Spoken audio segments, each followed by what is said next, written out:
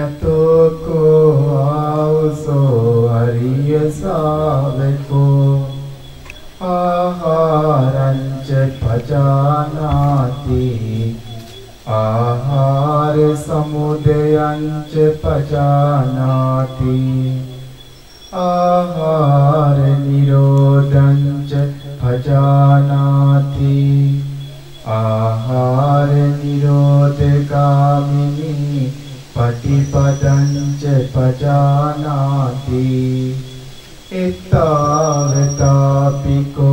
ආවසෝ අරිය ශාවකෝ සම්මා දිට්ඨි හෝති උජුගතාස්ස දිට්ඨි ධම්මේ අවිච්ඡප්පසාදේන සමන්නාගතෝ ආගතෝ ඉමං සද්දම්මන්ති.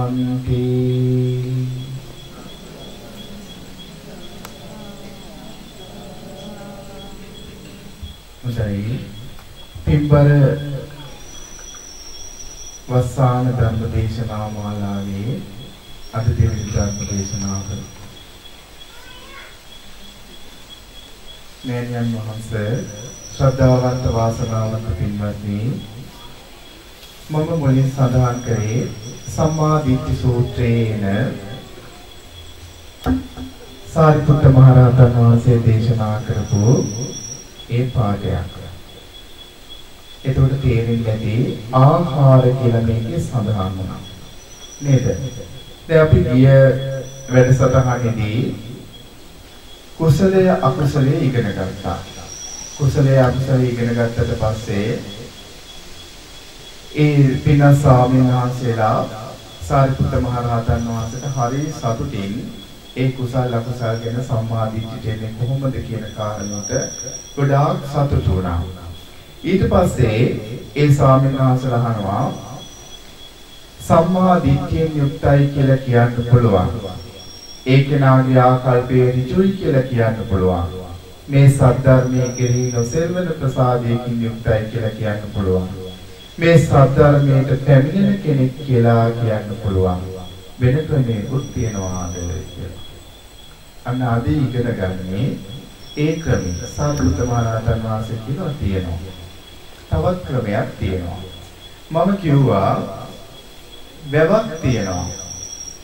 ඒ වැවට බහින්ද තොටු පොළවල් තියෙනවා. කීපයක්. ඒ වගේ තමයි දැන් මේ වැවට බහින්ද තොටු පොළවල් ගොඩාක් තියෙනවා වගේ. දැන් අපි නාට්‍ය කැමති කෙනෙක් ඉන්නවා නම් ඒ කැමති තොටු පොළකින් මේ වැවට බහින්න පුළුවන්. ඒ වගේ තමයි බුදුරජාණන් වහන්සේගේ ධර්මයට සම්මා දිට්ඨියට එන අපි ඉස්සෙල්ලා කතා කරේ කම්මපද වාරය. ඒ කියන්නේ කර්මය ගැන. අපි කුසලය අකුසලය ගැන කතා කරා. ඔන්න බලන්න අද තවත් කාරණයක් සාරිපුත්ත මහ රහතන් වහන්සේ දේශනා කරනවා. ආහාරය ගැන. දැන් බලන්න අපි ගත්තාම මේ හැමෝම මෙතන වාඩි වෙලා ඉන්නවා. මේ හැමෝම මේ විදිහට ජීවිතය ගත කරන්නේ මොකක් නිසාද? කන්න බොන්න නැත්නම් අපිට ඉන්න පුළුවන්ද?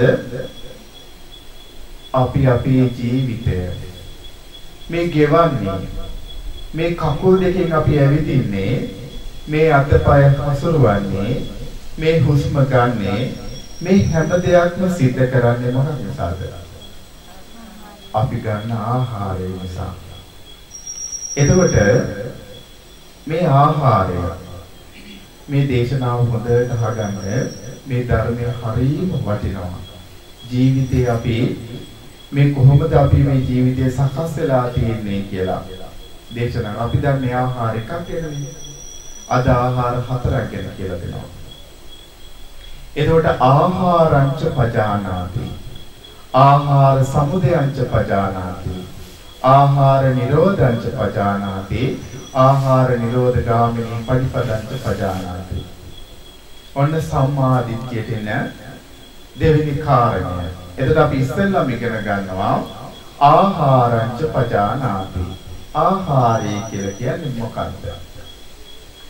දැන් අපි ඔය කන බොන ආහාර ගොරෝසු සියුම් ආහාර අපි අනුභව කරන ආහාර වලට කියනවා කබලින්කාර ආහාර. මොකක් කියලාද කියන්නේ? කබලින්කාර ආහාරය කියලා කියනවා. දැන් බලන්න දවස් 3-4ක් ආහාරයක් නැතුව හිටියොත් මොකද වෙන්නේ මේ කයට? අපිට පුළුවන් වෙයිද? වචන කතා කරගන්න බැරුව යනවා, ඇවිද ගන්න බැරුව යනවා, එකට පණ නැතුව යනවා. ආහාරය නැති වුණොත් ඒකට අපිට ජීවත් වෙන්න බෑ.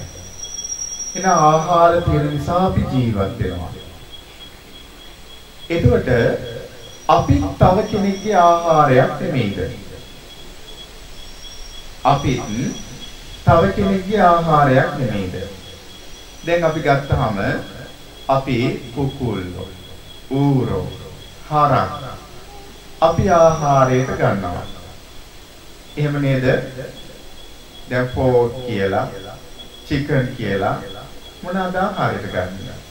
සත්තු. අපි ආහාරයට ගන්නවා. ඒකට ලොකු කෙනා පොඩි කෙනා ආහාරයට ගන්නවා. දැන් මේ සත්ත්ව ලෝකෙත් එහෙමයි.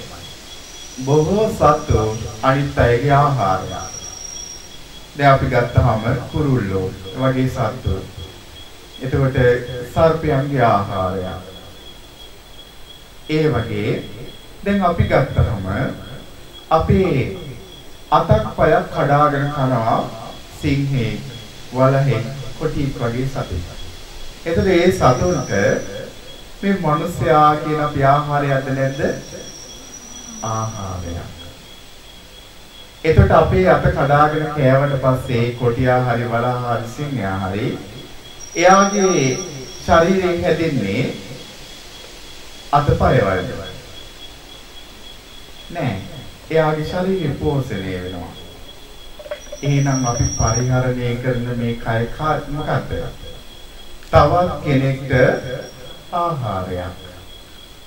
තවත් කෙනෙක් ආහාරයක්. එතකොට මේ ආහාර තියෙන්නේ ඉපදිච්ච කෙනාට පැවැත්ම පිණිසත් ඉපදින්න ඉන්න කෙනාට අනුග්‍රහය පිණිසත් මේ ආහාර තියෙනවා. ඔන්න අපි ආහාරංච පජානාති කියලා. ආහාරය ගැන දැනගන්නවා කියලා කිව්වහම මෙන්න මේ ආහාර ගැන දන්නවා. මොකක්ද ආහාර හතරක් ගැන අපි ඉගෙන ගන්නවා. ඒ ආහාර හතර තමයි කබලින්කාර ආහාර, ස්පර්ශ ආහාර, මනෝ සංචේතන ආහාර, විඥාන ආහාර කියලා හතර. අපි දැනන් හිටියේ මොන ආහාරය ගැනද? අපි කන බොන ආහාරය ගැන දැනගෙන හිටියා. දැන් බලන්න භාග්‍යතුන් වහන්සේගේ මේ ධර්මය කොයිතරම්ද හොඳට අහගන්න. මේක භාවනාවක් වගේ අහගෙන ඉන්න අපි මේ ගත කරන ජීවිතය ගැන ඔයාලට මේ දේශනාවේ මේ ආහාරය ගැන අවබෝධ කරගත්තා. මේ ලෝකෙදෙන කාම ලෝකෙදෙන සංයෝග ඔක්කොම නැති කරන්න පුළුවන් කියලා. එතකොට දැන් මේ කබලින්කාර ආහාරය අපි අනුභව කරන ආහාරයක් ගත්තම භෞතික ආහාරය. ඊළඟට ස්පර්ශ ආහාර, මනෝ සංචේතන ආහාර, විඥාන ආහාර කියන ආහාර තුනට කියනවා මානසික ආහාර කියලා. එතකොට බලන්න අපි එක ආහාරකින් විතරක් නෙමෙයි ජීවත් වෙන්නේ. මේ කියලා දෙන්නේ අපේ ජීවිතය ගැන. අපි පරිහරණය කරන මේ ශරීරය ගැන අපි ඉගෙන ගන්නේ. අපි නොදකින ඇසකින් ඒ සම්මා සම්බුදුරජාණන් වහන්සේ සර්වඥතා ඥානෙ අවබෝධ කරපු මේ උතුම් ධර්මය, ඒ ගාම්භීර ධර්මය කොයිතරම්නම් ශ්‍රේෂ්ඨද බලන්නකෝ. දැන් ඔන්න අපි ගන්න ආහාරයක් අපිට සසරේ ගමන් කරන්න කර්ම රැස් කරනවා. අපි ආහාර ගන්න සමහර කට්ටිය දැන් අපි ගත්තාම එක එක්කෙනාගේ ස්වභාවයන්ට අනුව ඒ අයත් එක එක ආහාර වලට කැමතියි. සමහර කෙනෙක් මස් මාළු වලට ගොඩාක් කැමතියි. සමහර කෙනෙක් එළවලු වලට ගොඩාක් කැමතියි. බලන්න. ඒ කැමැත්ත කියලා කියන්නේ මොකක්ද? දැඩිව බැඳීම, උපාදාන කර ගැනීම. එතකොට ඔය ආහාරය ගන්නේ අපි අපේ ජීවිතය ගත කරන්න නේද? දැන් අපි කියමුකෝ සමහරවිට අපි දුප්පත් පවුලක් ගත්තාම ඒ අයගේ ආහාරයයි ගොඩාක් මිල මුදල් තියෙන කට්ටියක් අරගෙන අපි ගත්තොත් ඒ අයගේ ආහාරයයි ඒ ආහාර දෙකටම වියදම් කරන මුදලයි බැලුවොත් ගොඩාක් වෙනස්. හැබැයි දෙකෙන්ම වෙන්නේ මොකද්ද? මේ හටගත් ශරීරය පවත්නවා. මේ පවත්තන්න තමයි ආහාරය උපකාර වෙන්නේ. එතකොට බුදුරජාණන් වහන්සේ මේ ආහාරය ගැන මෙන්න මේ විදිහට දකින්න කියලා උපමාවක් දේශනා කරා. මේක උපමාවක්. ඔන්න බුදුරජාණන් වහන්සේ දේශනා කරනවා අම්මෙකුයි තාත්තෙකුයි ඉන්නවා. මේ අම්මයි තාත්තයි තමන්ට ප්‍රියමනාප එකම දරුවත් එක්ක කාන්තාර ගමනකට යනවා. දැන් කාත් එක්කද යන්නේ? තමන්ට ප්‍රියමනාප දරුවා. එයා ආසනෙත් දරුවෙක් නෙමෙයි. තමන්ට ගොඩාක් ප්‍රියමනාප දරුවෙක් එක්ක තමයි කාන්තාර ගමනට යන්නේ. ගිහිල්ලා ඔය විදිහට දැන් ගොඩාක් ඉතින් අම්මයි තාත්තයි යනකොට ගොඩාක් ආහාර ඉතින් ගන්නෙ නැහැ. ගමනට අවශ්‍ය කරන දේවල් අරන් යනවා. හැබැයි කාන්තාර ගමන මැද්දට යනකොට ආහාර ගෙනාවා කැම බීම ඉවර වෙනවා. දැන් තුන් දෙනාටම කන්න දෙයක් නැහැ. මොකද වෙන්නේ? දැන් කාන්තාරේ මැද්දටයි විතරයි ගිහිලා තියෙන්නේ. තව බොහෝ දුර යන්න තියෙනවා. ආපස්සට යන්නත් බෑ, ඉස්සරහට යන්නත් බෑ. දෙකම යන්න ආහාර තියෙන්න ඕනේ. ආහාර නැත්තම් මොකද වෙන්නේ? මැරෙනවා. එතකොට මේ අම්මයි තාත්තයි තීරණය කරනවා අපිට මේ ප්‍රියමනාප එකම දරුවා මරාගෙන කටු අයින් කරලා මස් ආහාරයට ගමු කියලා. ඒ අපි තුන් දෙනාම මැරෙන්න එපා කියන අදහසින් තමයි ඒක කරන්නේ. අපිට කාන්තාරයෙන් එතර වුණොත් තව දරුවෙක් හදාගන්න පුළුවන්. ඔන්න දැන් තමන්ට ප්‍රියමනාප එකම දරුවා මරණයටපත් වුණා. දැන් මේ ප්‍රියමනාප එකම දරුවගේ මස් ආහාරයට අරගෙන අම්මයි තාත්තයි කාන්තාරයෙන් එතර වෙනවා. ඒ එතර වෙනකොට මේ අම්මයි තාත්තයි මේ ආහාරය ගන්නකොට ඒ අම්මයි තාත්තයි මේ ආහාරය ගන්නේ කොහොමද? මගේ ඇඟ හදාගන්න කියලාද? මගේ ඇඟ ලස්සන කරගන්න කියලාද? මගේ මස් වැඩෙන්න කියලාද? අලංකාරය පිණිස කියලාද? එහෙමද ආහාරය ගන්නේ? නෑ. මොකටද ආහාරය ගන්නේ? කාන්තාරෙන් එතර වීම පිණිස. ආහාරය ගන්න මොකටද? කාන්තාරෙන් එතර වීම පිණිස. එතකොට අර තමන්ගේ දරුවගේ මස් තමයි ආහාරයට ගන්නෙ. ඒ වගේ මේ ධර්ම මාර්ගය පුරුදු කරන අපිට කිව්වා අර අම්මයි තාත්තයි තමන්ගේ එකම ප්‍රියමනාප දරුවගේ ආහාරය අරන් කාන්තාරයෙන් එතර වුණා වගේ තමන්ට මේ හම්බෙන ආහාරය ගන්න කිව්වේ කොහොමද? මේ සසර දුකින් නිදහස් වෙන්න මේ කය පවත්වන්නට ඒ විදිහට ආහාරය ගන්න කිව්වා. බුදුරජාණන් වහන්සේ දේශනා කරා මේ ස්වාමීන් වහන්සේලා ප්‍රත්‍යාවේක්ෂ කළ ආහාර ගන්න කියලා. ප්‍රත්‍යාවේක්ෂ කළ ආහාර ගන්නවා කියන්නේ මෙහෙමයි. ආහාරය ගැන හිතන්න කිව්වේ. පටිසංකායෝනිසෝ පිණ්ඩපාතං පටිසේවාමි. නේව දවාය නමදාය නමණ්ඩනාය න විභූෂනාය යාව දේව ීමස්ස කායස්ස තිතියායාපනාය විහිංසූපරතියා බ්‍රහ්මචර්යානුග්‍රහය ඉති පුරාණංච වේදනම් පටිහංකාමි නවංච වේදනං නවුපාදෙස්සාමි යාත්‍රාච මේ භවිස්සති අනවච්චතාච පාසු විහාරෝචාති. ඔන්න ඔය විදිහට ගන්න කිව්වේ. තේරුණාද? මම මේ ආහාරය ගන්නේ මගේ ඇඟ ලස්සන කරගන්නත් නෙමෙයි, මගේ ඇඟ හැඩ කරගන්නත් නෙමෙයි, මත්වීම පිණිසක් නොවේ. මම මේ ආහාරය ගන්නේ මගේ පැරණි වේද මගේ බඩගින්න නැති කරගන්න, මට ආයෙ බඩගින්නක් හට නොගැනීම පිණිසත් මේ උතුම් බ්‍රහ්මචර්යාව පුරුදු කරගෙන මේ සංසාර දුකින් නිදහස් වෙන්නටයි මම ආහාර ගන්නේ කියලා ආහාරය ගැන හිතලා ආහාර ගන්න පුළුවන්. දැන් බලන්න මේ විදිහට කෙලෙස් ප්‍රහාණය කරන්ට ඒ බුදුරජාණන් වහන්සේ ගුරුවරයෙක් නැතුව ගුරු උපදේශයක් නැතුව කොයි තරම්නම් වීර්යයක් කරන්නද. ඒ බුදුරජාණන් වහන්සේ මේ ධර්මය අවබෝධ කරගෙන මේ ධර්මයේ දේශනා කරාට පස්සේ මේ විදියට කෙලෙස් ප්‍රහාණය කළා සසර දුකින් නිදහස් වෙන්න ඒ උතුම් රහතන් වහන්සේලා මොන තරම් විද්‍යාවක් කරන්නද. කන බොන ආහාරය අපිට සසර ගමන හදලා දෙනවනේ. කොහොමද අපි සසරෙන් නිදහස් වෙන්නේ? ඒ නිසා අපි මේවා හොඳට නුවණින් විමසන්න ඕනේ. නුවණින් විමසලා අපි මේවා ජීවිතයට ගලපා ගන්න ඕනේ. ඒ නිසා රස ආහාර කන්න එපා කියන එකද මේ කියන්නේ? නෑ. ආහාරය ගැන ඇල්ම නැති කරලා ඒ ආහාරය ගන්න කියලා කියන්නේ. මම මේකට ඔයාලට තේරෙන්න මේ කාලේ උදාහරණයක් කියනවා. මේ ධර්මය චුට්ටක් ගැඹුරු වෙන්න පුළුවන්. ඒ නිසා තවත් උපමාවක් කියන්නකෝ. මම මේ ආහාරය ගැන හිතාගන්න. ඔන්න එක අම්මා කෙනෙක් ඒ අම්මට පිළිකාවක් ඇරිලා.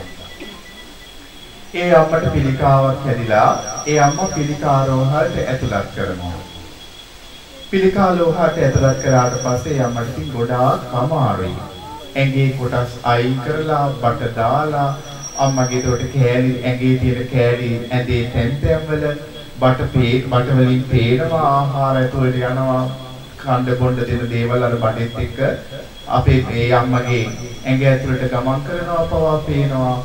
ඉතින් ඒ අම්මා දැන් මැරෙනවා කියලා දන්නවා කට්ටිය. ඒ අම්මත් දැනගෙන ඉන්නවා ඇති මම වැඩි කාලයක් ජීවත් වෙන්නේ නැහැ කියලා. ඉතින් ඒ අම්මගෙන් අහලා තියෙනවා අම්මට මොනවාද ඕනේ අවසාන මොහොතේ කියලා. අම්මා කැමති මොනවාටද කියලා අහලා තියෙනවා. මොනවාටද කැමති ඇත්තේ? දහම් පොතක් ගේන්න කියන්නේ. පුතේ මල්ලිය කුපින් පොත ගෙනල්ලා කියවපාන් කියන්නේ නැද්ද? නෑ මතක්ුනේ මොකද්ද? මට පොළොස් ඇඹුලක් එක බත් එකක් අරන් වරෙලා කියලා. ආහාරයට බැඳිච්ච බැඳිල්ල.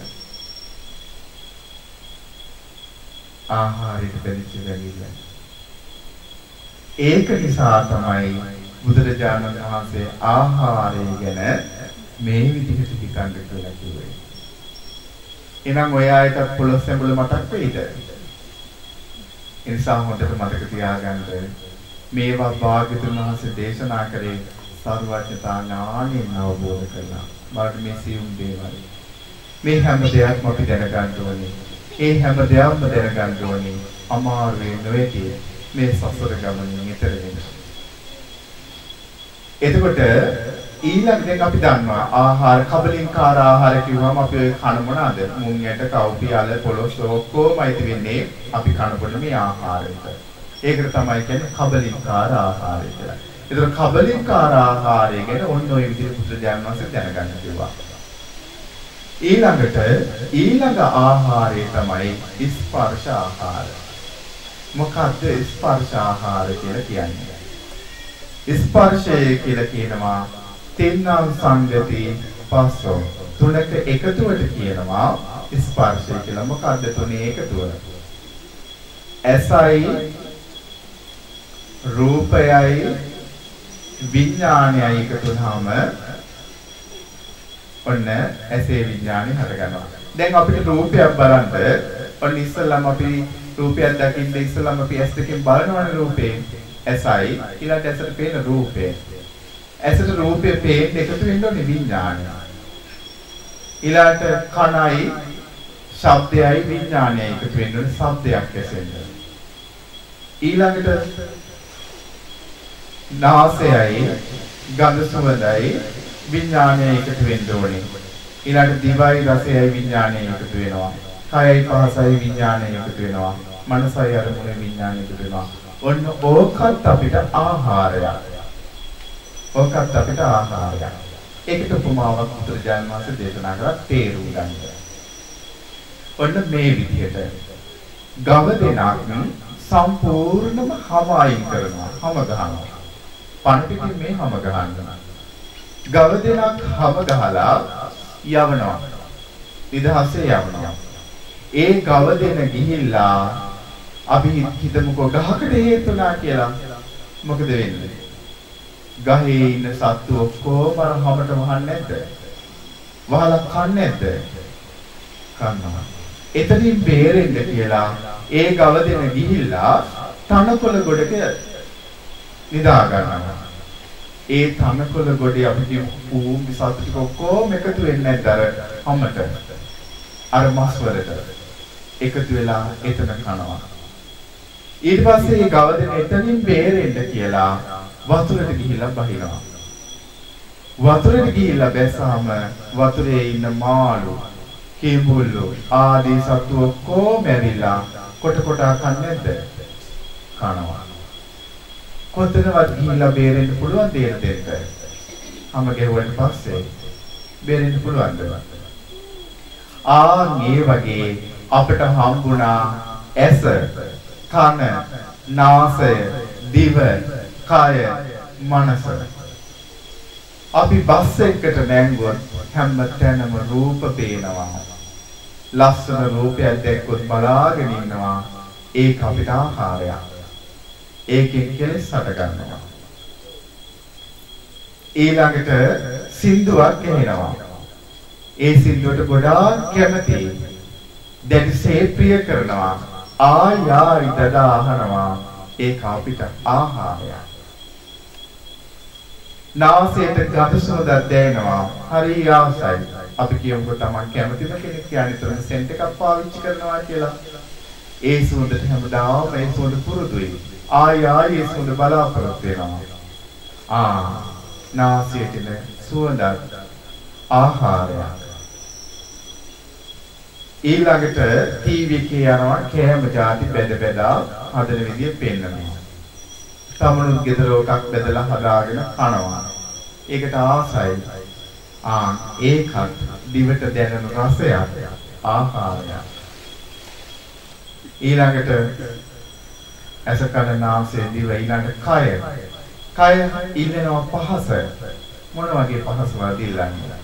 හොඳ මේක එක නිදා ගන්න කැමතියි. හොඳ වාහනයක් පාවිච්චි කරන්න කැමතියි. ඒ විදිහට ඉල්ලනවා.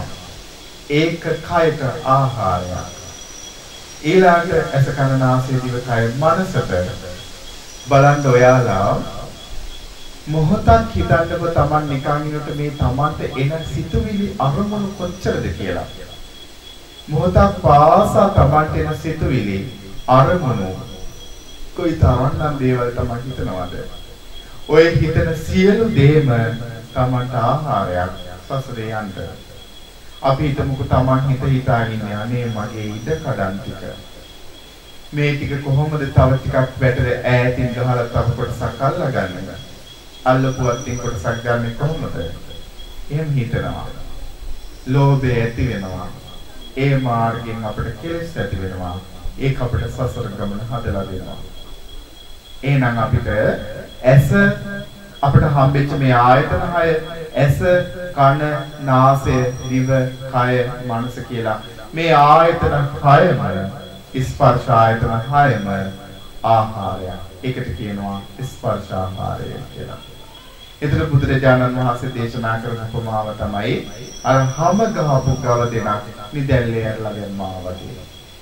අපි පාරක බැස්සොත් අපිට රූප පේනවා, ශබ්ද ඇහෙනවා. බස් එකකට නැග්ගොත් අපිට රූප පේනවා, ශබ්ද ඇහෙනවා. හිතන්නකෝ ඔයාලා දවස් 5 එක ට්‍රිප් එකක් දා ගන්නවා. ඊළඟ ට්‍රිප් එක යනවා. ගිහිල්ලා එක රූප බලන සත්තුවත් බලනවා, මොහොත බලනවා. ඊළඟට අපි කියමුකෝ නුවරඑළිය පැත්තේ යනවා, දී ඇලි බලනවා. ඔය කොහොම බලලා ඔයාලා එනවා. දවස් 5ක විතර පස්සේ ගෙදර එනවා. ඔයාලට තේරෙනවද දවස් 5 ට්‍රිප් එක ගිහිල්ලා දවස් 3ක් විතර ඔගේ ඇඟේ මහසල නිදා ගන්න ඕනේ. ඒ නිදා ගන්නකොට ඔයාලට තේරෙන්නේ කයේ වෙනස විතරයි නේද? තේරෙනවද S2 වෙනසටපත් වුණා. කන් දෙක වෙනසටපත් වුණා. නාසය වෙනසටපත් වුණා. මනස වෙනසටපත් වුණා. කීයක් රූප බැලුවද?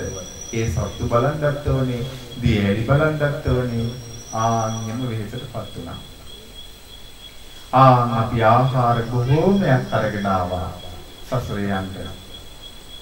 එතකොට ඔන්න අපි ඒ විදිහට ඇස කන නාසය දිවකය මනස ඒ කියන්නේ බාහිර අභ්‍යන්තර ආයතන 6යි බාහිර ආයතන 6යි විඥාන එකතු වෙලා අපිට ඒක ආහාරයක් වෙනවා. ඒකට කියනවා ස්පර්ශ ආහාර කියලා. ඊළඟ තුන්වෙනි එක තමයි මනෝ සංචේතන ආහාර කියලා කියන්නේ. මොකද මනෝ සංචේතන ආහාර කියන්නේ? අරමුණක් එක්ක අපේ චේතනාව සිතුවිලි නිතර නිතර පැවැත්වීම. අපි හිතා ඉන්නවා දේවල්. ඔන්න අපිට දැන් ඇසට ඉලක්ක වෙන අරමුණ තමයි රූපය. දැන් අපේ හැට පේන අරමුණ තමයි රූපය. කනට ඉලක්ක වෙන අරමුණ තමයි ශබ්දය. නාසයට ඉලක්ක වෙන අරමුණ තමයි ගඳ සුවඳ. දිවට ඉලක්ක වෙන අරමුණ තමයි රසය. කයට ඉලක්ක වෙන අරමුණ තමයි පහස. මනසට ඉලක්ක වෙන අරමුණ තමයි අරමුණු සිතුවිලි. එතකොට ඇසට ඉලක්ක වෙන අරමුණට කියනවා රූප සංචේතන. කනට අරමුණු වෙන මේ කනට ඉලක්ක වෙන අරමුණට කියනවා ශබ්ද සංචේතන. නාසයට කියනවා ගන්ධ සංචේතන, රස සංචේතන, පොට්ටබ්බ සංචේතන, ධම්ම සංචේතන කියලා ඔන්න ඔය විදිහට ඕකත් ආහාර. එහෙනම් අපි හිතන හිතවිලිත් අපිට ආහාරයක් වෙනවා. ඒකට බුදුරජාණන් වහන්සේ උපමාවක් දේශනා කරනවා. ගිනි දැල් නැති, දුම් නගින් නැති අඟුරු වලක් තියෙනවා. ඔය අඟුරු වලට ජීවත් වෙන්න කැමති, මරණයට අකමැති. සැප කැමති, දුක අකමැති. කොහොමද කිව්වේ? ජීවත් වෙන්න කැමති මෙයා, මැරෙන්න කැමති නෑ. දුකට කැමති නෑ, සැපයට කැමතියි.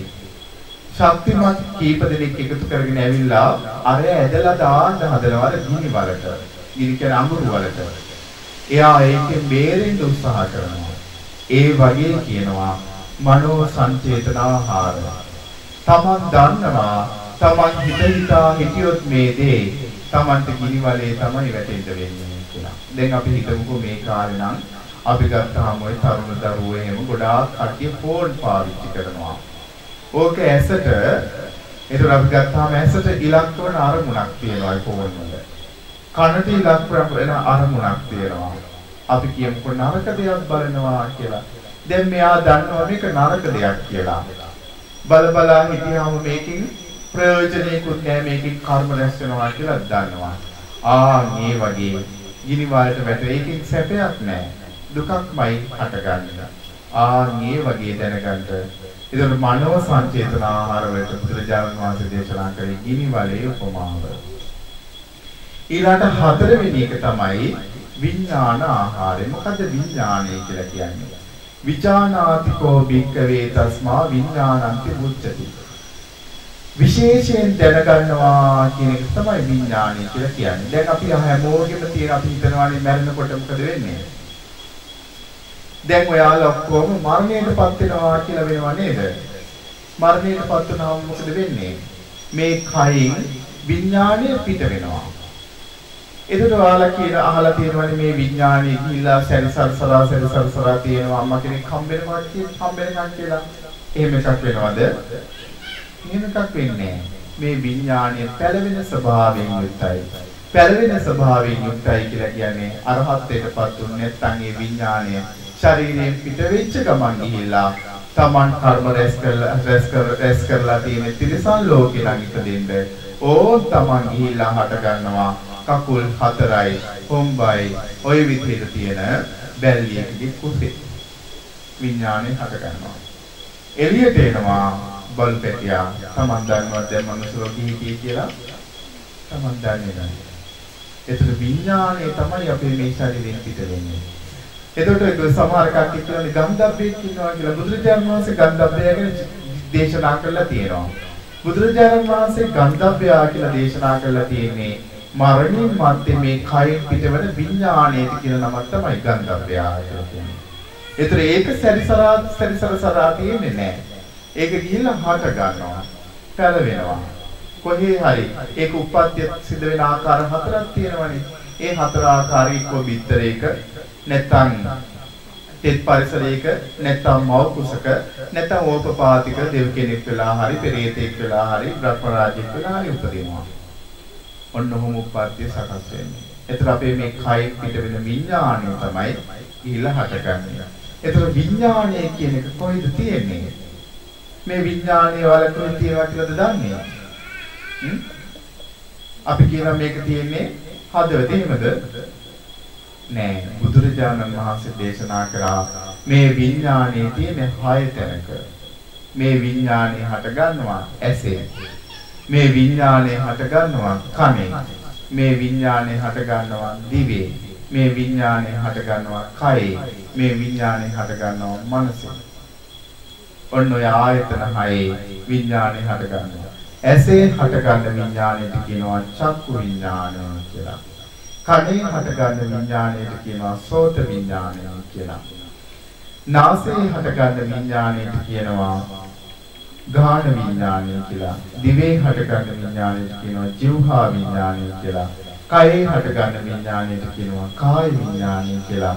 මනසේ හට ගන්න විඥානයට කියනවා මනෝ විඥානය කියලා. ඔන්න ඔය විඥානයට බුදුරජාණන් වහන්සේ උපමාවක් දේශනා කරනවා.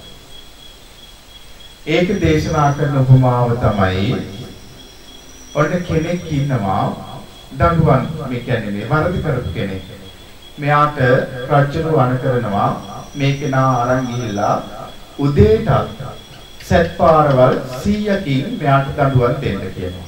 සත්පාර ඒ කියන්නේ අපේ ආයු තියෙන ආයුධකින් මෙයාට 100ක් පාරයක් ශරීරයට අයින්නවා.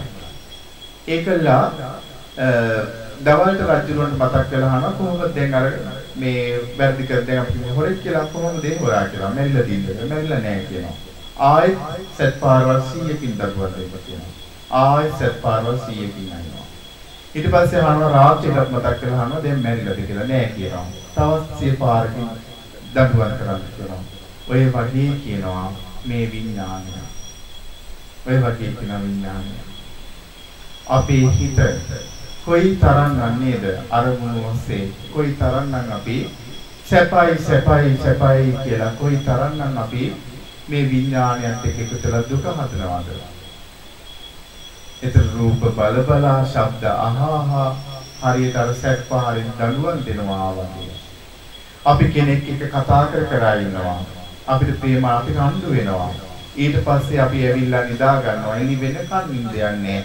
අපේ සත්පාරවල් 100කින් දඬුවම් විදිනවා වගේ එලි වෙනකන් අර කෙනත් එක්ක ද්වේෂයෙන් ඒ අරමුණ විතර්ක කර කර ඉන්නවා. විඥාන ආහාර. එහෙනම් අපි අද ඉගෙන ගත්තා අපි ආහාර වර්ග කීයක් ගැනද? 4ක් ගැන ඉගෙන ගත්තා. දැනගෙන හිටියේ කීයක්ද? කන බොන ආහාරය ගැන විතරයි මේ දැනගෙන හිටියේ. එහෙනම් අපේ මේ ජීවිත ගමන පෝෂණය කරන තව ආහාර කීයක් තියෙනවද? කන බොන ආහාරයට අමතරව අපේ මේ සසර ගමන පෝෂණය කරන ආහාර තව 3ක් තියෙනවා. ඒතකොට ඒ තුන මොනවාද? පළවෙනි එක මොකද්ද? කබලින්කාර ආහාරය. කබලින්කාර ආහාරය කියන්නේ අපේ ආහාරයට කන බොන ආහාරය. ඊළඟට ස්පර්ශ ආහාර, මනෝ සංචේතන ආහාර, විඥාන ආහාර. ඔන්න ඔය විදිහට ආහාරය ගැන දේශනා කර ආහාරංච පජානාති කියනකොට අපි ආහාර 4 ගැන ඔය විදිහට දැනගන්න ඕනේ. පින්වත් මහණෙනි, කබලින්කාර ආහාර ගැන සම්පූර්ණයෙන් අවබෝධ කරගන්න. පංචකාම ගුණ පිළිබඳ තිබෙන රාගය සම්පූර්ණයෙන්ම අවබෝධ වෙනවා. පංචකාම ගුණ පිළිබඳ තිබෙන රාගය සම්පූර්ණයෙන්ම අවබෝධ වුණොත් ආර්ය ශ්‍රාවකයා මේ කාම ලෝකයට ආයෙත් එන යම් සංයෝජනයක් තිබුණා නම් ඒ සංයෝජන නැති වෙලා යනවා කියනවා. ඒකට යා කාම ලෝකයට ආයෙන්නේ නැහැ කියනවා මේ ආහාරය ගැන අවබෝධ කරගත්තොත්. ඒතර බලන්න කොයි තරම් සියුම්ද මේ ආහාරය ගැන අවබෝධ කරගන්නවා කියන එක. කොයි තරම් සියුම්ද? ඔන්න බුදුරජාණන් වහන්සේගේ ධර්මය. එතකොට ඔය කබලින්කාරය ආහාරය අවබෝධ කරගත්තොත් එයා මේ කාම ලෝකෙටයි කවදාවත් එන්නේ නැහැ. ඊළඟට දෙවෙනි කාරණය තමයි පින්වත් මහණෙනි, ස්පර්ශ ආහාරය ගැන සම්පූර්ණයෙන්ම අවබෝධ කළොත් ත්‍රිවිධ වේදනාව සම්පූර්ණයෙන්ම අවබෝධ වෙනවා. ත්‍රිවිධ වේදනාව සම්පූර්ණයෙන්ම අවබෝධ වුණොත් ඒ ආර්ය ශ්‍රාවකයාට නිවන පිණිස අමුතුවෙන් කළ යුතු කිසිවක් නැහැ කියලායි මම කියන්නේ කියනවා. ඒ කියන්නේ මොකද කියන්නේ? ස්පර්ශ ආහාරය අවබෝධ කරොත් එයා නිවන් දකිනවා. එතකොට ස්පර්ශ ආහාරය අවබෝධ කරොත් එයා මොකක්ද අවබෝධ කරගන්නේ? ත්‍රිවිධ වේදනාව. මොකක්ද ත්‍රිවිධ වේදනාව? දුක් වේදනා, සැප වේදනා, උපේක්ෂා වේදනා කියන වේදනා හතර. ඊළාට තුන්වෙනි ආහාරය. පින්වත් මහණෙනි, මනෝ සංචේතන ආහාරය ගැන සම්පූර්ණයෙන්ම අවබෝධ කළොත් ත්‍රිවිධ තණ්හාව සම්පූර්ණයෙන්ම අවබෝධ වෙනවා. ත්‍රිවිධ තණ්හාව සම්පූර්ණයෙන්ම අවබෝධ වුණොත් ඒ ආර්ය ශ්‍රාවකයා හට නිවන පිණිස අමුතුවෙන් කළ යුතු කිසිවක් නැහැ කියලායි මම කියන්නේ කියනවා. ඒ කියන්නේ මේ මනෝ සංචේතන ආහාරය අවබෝධ කරොත් එයා නිවන් අවබෝධ කරනවා. මොනවාද යාගේ නැති වෙන්නේ? එයා මනෝ සංචේතන ආහාරය අවබෝධ කරොත් එයා නැති කරන්නේ මොනවාද සම්පූර්ණයෙන්ම? කාම භවය. කාම තණ්හා නැති කරන්නේ. කාම තණ්හාව, භව තණ්හාව, විභව තණ්හාව කියන ඔන්න තණ්හාව තමයි නැති කරන්නේ. ඊළඟ දේශනා කරන පින්වත් මහණෙනි, විඥාන ආහාරය ගැන සම්පූර්ණයෙන්ම අවබෝධ කළොත් නාම රූප සම්පූර්ණයෙන්ම අවබෝධ වෙනවා. නාම රූප සම්පූර්ණයෙන් අවබෝධ වුණොත් ඒ ආර්ය ශ්‍රාවකයා හට නිවන පිණිස අමුතුවෙන් කළ යුතු කිසි දෙයක් නැහැ කියලායි මම කියන්නේ කියනවා. එතකොට බලන්න විඥාන ආහාරය අවබෝධ කරත් නිවන් දකිනවා. කබලින්කාර ආහාරය අවබෝධ කරොත් කාම ලෝකෙට එන්නේ නැහැ. ඊතුරු ආහාර තුනම අවබෝධ කරොත් එයා නිවන් දකිනවා. එතකොට ඔන්න ඔය විදිහට සාරිපුත්ත මහ රහතන් වහන්සේ ආහාරය ගැන දේශනා කරා. එතකොට ඔය ආහාර හතර ගැන දේශනා කරා. එතකොට ආහාරංච පජානාති කියනකොට ආහාරය ගැන අපි දැනගන්න ඕනේ. එතකොට ඔය වගේ ආහාර හතරක් තියෙනවා කියලා අපි දැනගන්න ඕනේ. ආහාර සමුදයංච පජානාති කියනකොට ආහාරය හටගන්නේ මොකක් නිසාද? තණ්හාව නිසා. ආහාර නිරෝධංච පජානාති කියනකොට දැනගන්න ඕනේ ආහාරය නැති වෙන්නේ මොකින්ද? තණ්හාව නැති කරොත්.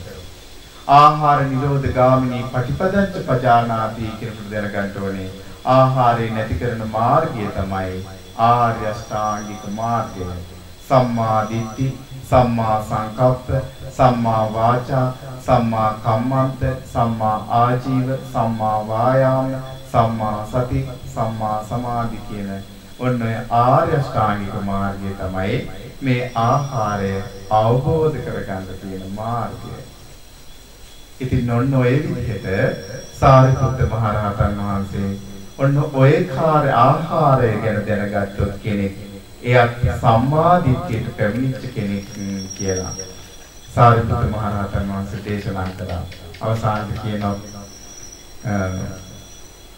මෙන්න මේ විදිහට යම් දවසක ආර්ය ශ්‍රාවකයා ආහාරය ගැන දැනගනීද, ආහාරයේ හට ගැනීම ගැන දැනගනීද, ආහාරයේ නිරෝධය ගැන දැනගනීද, ආහාර නිරෝධ ගාමිනී ප්‍රතිපදාව ගැන දැනගත්තොත් අන්න ඒ ආර්ය ශ්‍රාවකයා සිතේ සැඟවුණු රාගය සම්පූර්ණයෙන්ම බැහැර කරලා, සිතේ සැඟවුණු තණ්හාව සම්පූර්ණයෙන්ම බැහැර කරලා, මම වෙමි කියන වැරදි දෘෂ්ටියෙන් යුතු සිතේ සැඟවුණු මාන්නය සම්පූර්ණයෙන් මුදුන්ලා දාලා විද්‍යාව උපදවාගෙන මේ ජීවිතයේම සියලු දුක් නිමා කරන කෙනෙක් වෙනවා. එපමණකින්ම ආර්ය ශ්‍රාවකයා සම්මා දිට්ඨියෙන් යුක්ත කෙනෙක් වෙනවා. ඍජු ආකල්ප තියෙන කෙනෙක් වෙනවා. සද්ධර්මයේ ගැන නොසෙල්වෙන ප්‍රසාදයෙන් යුක්ත කෙනෙක් වෙනවා. මේ සද්ධර්මයට පැමිණිච්ච කෙනෙක් වෙනවා කියලා සාරිපුත්ත මහ රහතන් වහන්සේ දේශනා කරා. ඉතින් සියලු දෙනාට මේ විදිහට බුදුරජාණන් වහන්සේ දේශනා කරපු ආහාර ගැන තමයි සාරිපුත්ත මහ රහතන් වහන්සේ දේශනා කරේ. මේ ආහාරය ගැන අවබෝධ කරගෙන සම්මා දිට්ඨියට පැමිණිච්ච ශ්‍රාවකෙක් විදිහට මේ ගෞතම බුද්ධ ශාසනයේ සනාතන පිහිට රැකවරණේ ආරක්ෂාව වෙන ඒ උතුම් චතුරාර්ය සත්‍ය ධර්මය අවබෝධ කරගන්නට වාසනාව ලැබේවා. සාදු සාදු. මේ ධර්ම දේශනාවෙන් දැස් කරගත් සියලු පිනෙන් මේ ආයත බුදුරජාණන් වහන්සේගේ නිර්මල ධර්මයම අවබෝධ කරගන්න වාසනාව ලැබේවා. මේ උතුම් ධර්ම දාන පිණිස දායකත්වයේ දැක්වේ අද HMHB හේරත් ඒ මහතා සහාය මහත්මිය එකතු වෙලා තමයි මේ ධර්ම දාන පින මේ විදිහට සිල් දනාටම දෙන්නේ. ඒ විතරක් නෙමෙයි මේ ධර්ම දේශනාව අපිට YouTube එක හරහා සදම් TV අපේ YouTube channel එකට අපි මේ සිල් ධර්ම දේශනා ආයෙත් ගහනවා. එතකොට බොහෝ අය මේ ධර්ම දේශනාවයි ඔයාලටත් ආයෙ මේ ධර්මයේ තේරුම් ගන්න පුළුවන් වෙයි. එතකොට මේ සම්මාදිට්ඨි සූත්‍රය දැන් දැනට අපි කාරණා දෙකයි කතා කරේ. එකක් තමයි කුසල අකුසල ගැන අපි කතා කරා. ආහාර ගැන කතා කරා. අන්න ඒතේ දැනට මතක තියාගන්න තව කාරණා ඉදිරියේදී 14ක් කතා කරන්න තියෙනවා. සමහර ධර්ම දේශනා එක දවසින් කතා කරලා ඉවර කරන්න බැරි වෙයි. ඉදිරියට යනකොට තව කාරණා ඉදිරියට කතා කරන්න තියෙනවා. ඒක අමතරව අපි අපේ ශ්‍රද්ධාව ඉන්ද්‍රිය දියුණු කරගන්න අටුවා කතා ධර්ම දේශනාව ඊළඟට ශ්‍රවණය කරනවා. ඉතින් සියලු දෙනාටම මේ ධර්ම දේශනාව තුළින් දැස් කර සියලු කෙනෙක් උතුම් චතුරාර්ය සත්‍ය ධර්මය අවබෝධ කරගෙන සසර දුකින් නිදහස් වෙන වාසනාව ලැබේවා කියලා ආශිර්වාද කරනවා.